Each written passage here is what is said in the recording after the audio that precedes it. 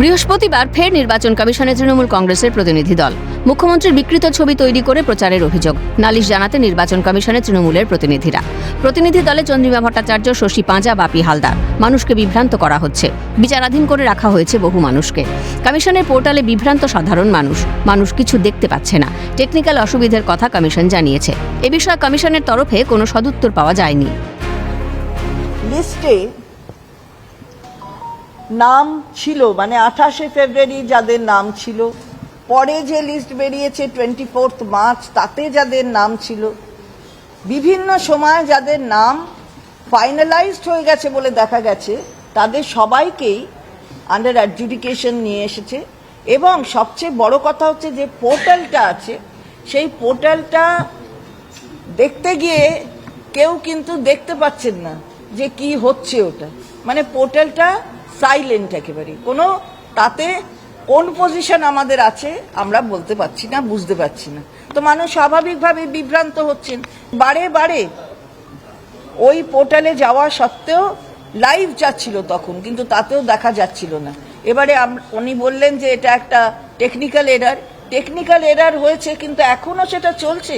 তাহলে এই technical error যদি হয়, যে আগামী দিন যেগুলো আপনারা দেবেন ওই পোর্টালে, তাহলে সেগুলোতে এরার থাকবে না, এটা কি আপনারা নিশ্চিত করতে পারেন? উনি বলছেন না, চিফ ইলেকটোরাল অফিসার বলছেন যে এখন দেখা যাচ্ছে। উনি বারবার ওনার অফিসারদের ডাকলেন, তারা এলেন, কিন্তু কোনো সদুত্তর পাওয়া গেল না। অর্থাৎ রেজাল্টটা কি হলো আমরা বুঝতে পারলাম না। পাশাপাশি হাইকোর্টের সঙ্গে সংযোগ রাখছে না সিইও দপ্তর। যা তথ্য দিচ্ছে কমিশন তা পোর্টালে দেওয়া তথ্য অনুযায়ী নয়। এখনো ট্রাইব্যুনাল গঠন হলো না বলে জানিয়েছেন চন্দ্রিমা ভট্টাচার্য। এরপর আমরা অনারেবল সুপ্রিম কোর্ট যেটা সাপ্লিমেন্টারি লিস্ট প্রতিদিন দেবার কথা বলেছে, সেটা সম্পর্কে কি হলো, সেটাও হচ্ছে না, সেটারও কোনো সদুত্তর নেই। তারপরে আমরা যেটা বললাম যে এই যে অ্যাপেলেট ট্রাইব্যুনাল, তাহলে মানুষ জানবে কবে? এখনো অবধি ট্রাইব্যুনালগুলো কনস্টিটিউটেড হলো না। আপনারা কি সংযোগ রাখছেন অনারেবল হাইকোর্টের সাথে, যে এই মানুষরা যারা প্রকৃত ভোটার, তারা যাতে তাদের ভোটের অধিকার থেকে বঞ্চিত না হন, সে সম্পর্কে আপনারা কি ব্যবস্থা গ্রহণ করছেন? যা আমরা দেখলাম, আমরা অবাক হয়ে গেলাম যে চিফ ইলেকটোরাল অফিসার এখন বার্ডেনটা শিফট করছেন। বলছেন আপনারা সুপ্রিম কোর্ট গিয়েছেন, তা সুপ্রিম কোর্ট গিয়েছেন তাহলে সব হাইকোর্টের কাছে দিয়ে দিয়েছে। আমাদের হাতে কোনো কিছু নেই। ভোটার সার্ভিস পোর্টালে 294টি বিধানসভায় ভোটার লিস্ট দেখা যাচ্ছে না। বিক্ষিপ্তভাবে কয়েকটি জায়গায় দেখা গেছে। যারা বিবেচনাধীন ছিলেন তাদের কোন তালিকায় নাম এলো তা জানা যাচ্ছে না। আগামী নির্বাচনে তারা ভোটাধিকার প্রয়োগ করতে পারবেন তো? সিইও দপ্তর এই দায়িত্ব কিভাবে এড়িয়ে যাচ্ছে, প্রশ্ন শশী পাঁজার। প্রত্যেক দিন সাপ্লিমেন্টারি লিস্ট 294টি কনস্টিটিউয়েন্সি, কি নাম আছে, কার নামটা ডিলিটেড হয়েছে, এই যে অ্যাডজুডিকেশনে ডিসপোজাল আপনি জানছেন, কিন্তু তার মধ্যে থেকে গেলেন কজন আর বাদ গেলেন কোনটা, নাম ওয়াইজ আজ অব্দি আমরা দেখতে পাচ্ছি না। এটা ছিল পরিষ্কার কথা। এইটা বলতে গিয়ে যখন আমরা জানানটা দিচ্ছি সিও সাহেবকে, তিনি যেন প্রথমবার আমাদের কাছ থেকে এই বিষয়টা শুনছেন। কত লক্ষ নাম বাদ গেছে আমরা জিজ্ঞেস করলে কোনো সদুত্তর দিতে পারেননি সিইও। তিনি আমাদের জানিয়েছেন তার কাছে কোনো তথ্য নেই। নির্বাচনকে প্রহসনে পরিণত করা হচ্ছে বললেন তৃণমূলের প্রতিনিধি বাপি হালদার।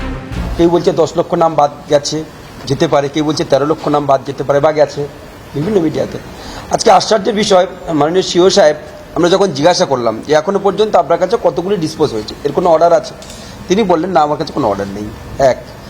কতগুলি ডিলিট হয়েছে, কতগুলো বাদ গেছে, তারও কোনো সদুত্তর তিনি দিতে পারছেন না। বলছেন আমার কাছে কোনো ফিগার নেই।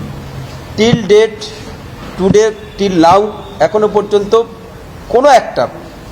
কোনো সাইটে, ইসিআইয়ের যে সাইটগুলি রয়েছে, কোনো সাইটে এখনো পর্যন্ত বিভিন্ন পার্টের, আমরা তার সামনে বিভিন্ন বিধানসভা খুলে বিধানসভাতে গিয়ে বিভিন্ন পার্ট তাকে দেখালাম যে আপনি এখনো পর্যন্ত ডিসপ্লে হচ্ছে না। পাল্টা মুখ্যমন্ত্রী সাধারণ মানুষের ভোটাধিকার রক্ষার স্বার্থে সুপ্রিম কোর্টে গিয়েছিলেন, দলের ভোট চাইতে নয়, বললেন চন্দ্রিমা ভট্টাচার্য। ভোট কাকে যাকে ইচ্ছে দিতে পারে। আমরা তো মমতা বন্দ্যোপাধ্যায় কিন্তু সুপ্রিম কোর্টে তৃণমূল কংগ্রেসকে ভোট দেওয়ার আবেদন রাখতে যাননি, তিনি গণতান্ত্রিক অধিকার সুরক্ষিত রাখবার আবেদন করতে গিয়েছেন। আগামী 6ই এপ্রিল ভোটার লিস্ট ফ্রিজ হবে, কিন্তু তার আগে সব বিচারাধীনের নিষ্পত্তি করা সম্ভব হবে কিনা তার কোনো উত্তর সিইও দিতে পারছেন না। 200-র কাছাকাছি মানুষ মারা গেছে, এত প্রাণ চলে যাবার পরেও কেন উদাসীন কমিশন? কেন সঠিক উত্তর দিতে পারছেন না সিইও দপ্তর? ক্যামেরায় অপূর্ব দেবনাথের সঙ্গে অভিরূপা হাজরার রিপোর্ট, ক্যালকাটা নিউজ।